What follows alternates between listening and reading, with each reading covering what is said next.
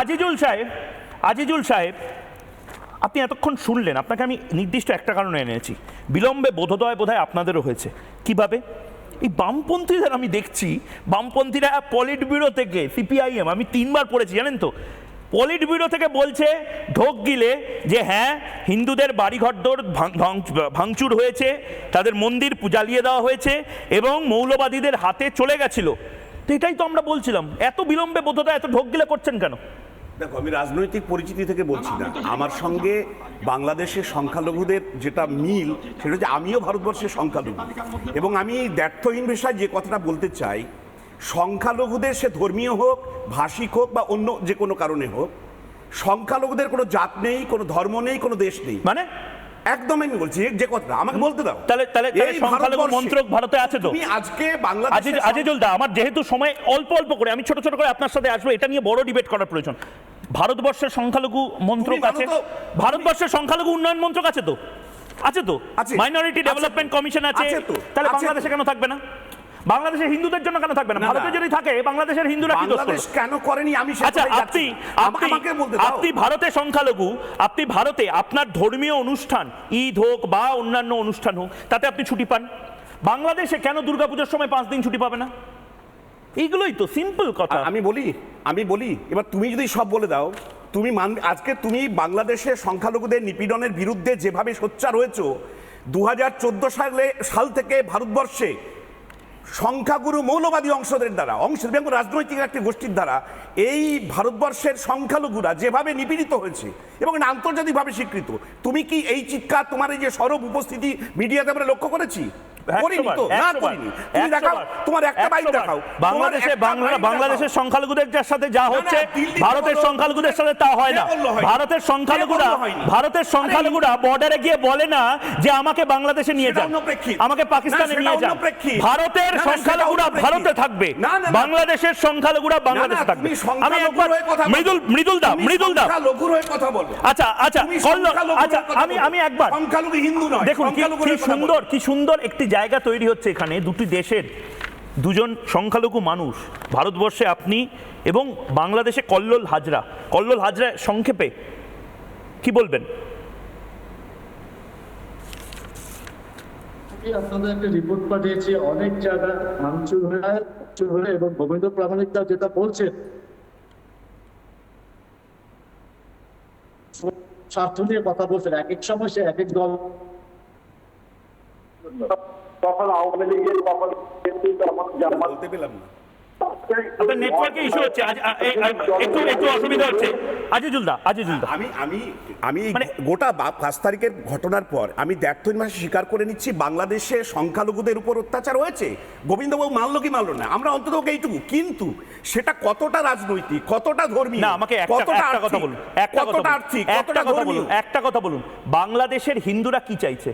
সংখ্যালঘু মন্ত্রক। আরে সংখ্যালঘু মন্ত্রক কেন থাকবে না? হ্যাঁ, তাহলে ভারতবর্ষে যদি সংখ্যালঘু মন্ত্রক, মাইনরিটি ডিপার্টমেন্ট, মাইনরিটি মিনিস্ট্রি থাকে, বাংলাদেশে মাইনরিটি মিনিস্ট্রি থাকবে না কেন? এবার আমি বলি, না আমাকে বলুন থাকবে না কেন? আমি একটা উদাহরণ আপনি সরব হন, দেখুন গোটা পৃথিবীর বহু বাঙালি কিন্তু দেখছে, বহু বাঙালি দেখছে, আমাকে কথাটা বলতে দাও। অনেক বাঙালি ঠকঠক করে কাঁপছে, কারণ ময়ূক এসে জামাতিদের বিরুদ্ধে কথা বলছে। এই সত্যিটা তুমি স্বীকার করো যে ভারতবর্ষের সংখ্যালঘু দপ্তর থাকা সত্ত্বেও ভারতবর্ষের সংখ্যালঘুদের চাকরিতে, সরকারি চাকরিতে 2%, বাংলাদেশের সংখ্যালঘু দপ্তর না থাকা সত্ত্বেও বাংলাদেশের সরকারি চাকরিতে সংখ্যালঘুদের শতকরা হার হচ্ছে মিনিমাম 25%। আমি দায়িত্ব নিয়ে বলছি, তুমি দায়িত্ব দেখতে থাকো। তাহলে সংখ্যালঘু দপ্তর থেকে ভারতবর্ষে সংখ্যালঘুদের এই যে কর্মসংস্থানের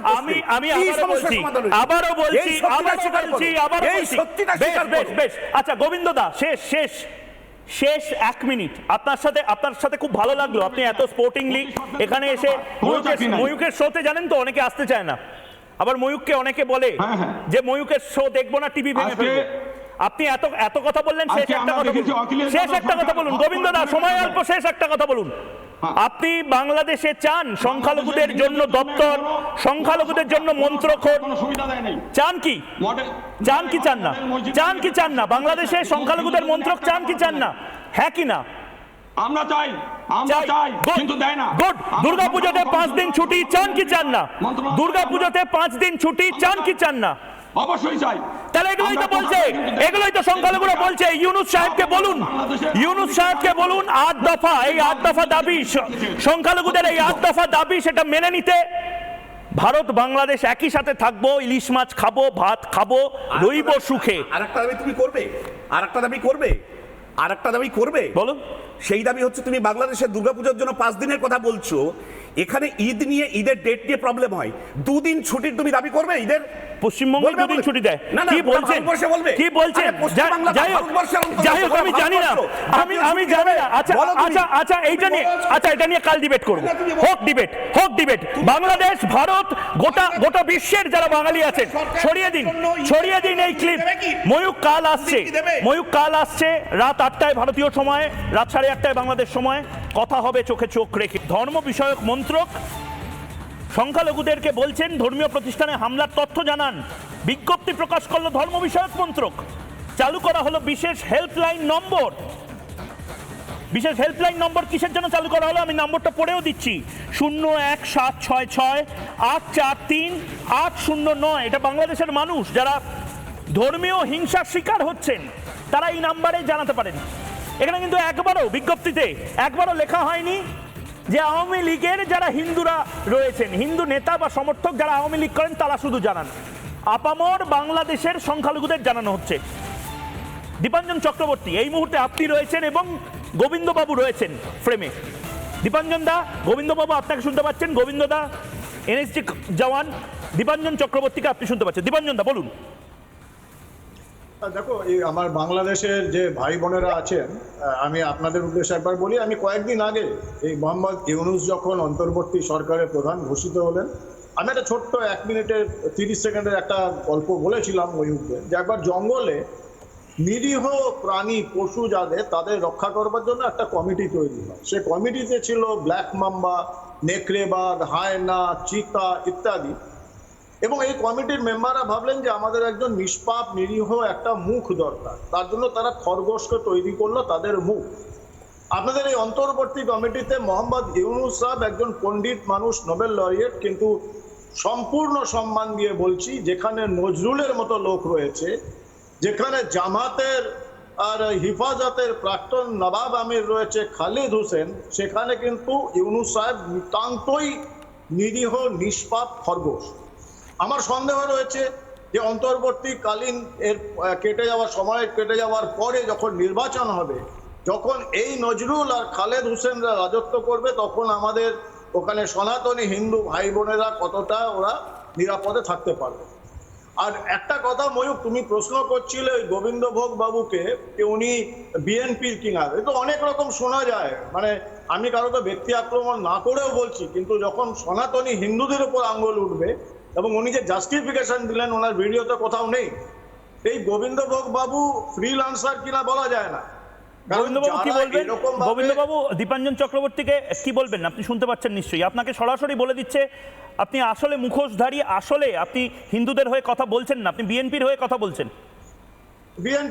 আপনারা যদি হিন্দুদের হয়ে কথা বলতেন, 1947 থেকে 33% হিন্দু থেকে আজকে 7% নামলো কেন?